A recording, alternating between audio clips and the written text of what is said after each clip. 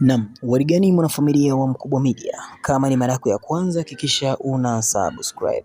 Ngoma kati ya Harmonize, tunaona kuna nyimbo kionjo cha wimbo mpya ambacho inasemekana kwamba kuna ngoma ambayo ameshirikiana na Harmonize, Rayvanny pamoja na Mario, na hiyo ngoma bado haijatoka. Na kupitia peji ya Instagram ya Chui mwenye Rayvanny amesema kwamba komenti 5,000 tu alafu watu waseme ngoma hii inatoka lini. Na ukifuatilia vizuri unaona kwamba kuna ngoma mpya ambayo inakuja kutoka wakishirikiana watu watatu, ambapo hapa tunaona ni Rayvanny, Mario pamoja na Harmonize.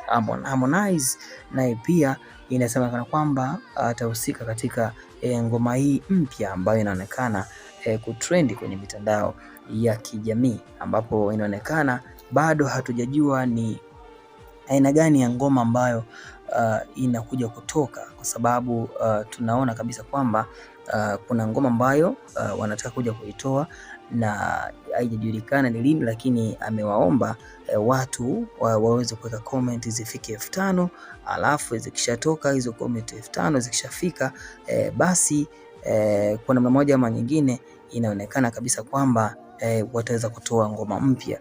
Na kama unavyofahamu itakuwa ni ngoma ambayo inashirikiana watu watatu, na ni ngoma ya Chui lakini pia tutaona ni chemistry nzuri kwa sababu wote ni wakali wa melody. Ukija kwa Harmonize ni mkali wa melody, lakini pia ukija kwa Rayvanny ni mtaalam, lakini pia ukija kwa Mario na pia unaona ni msanii kiukweli ambaye anafanya vizuri. Hata ukifuatilia katika album yake anafanya vizuri, hata kwenye digital platform unaona kabisa kwamba ni wasanii kiukweli ambao wanafanya vizuri katika mauzo. Kwa hiyo sasa hivi wamekuja kushirikiana kuja kutoa ngoma mpya ambayo kuna mmoja ama nyingine itakuja kutoka hapo baadaye.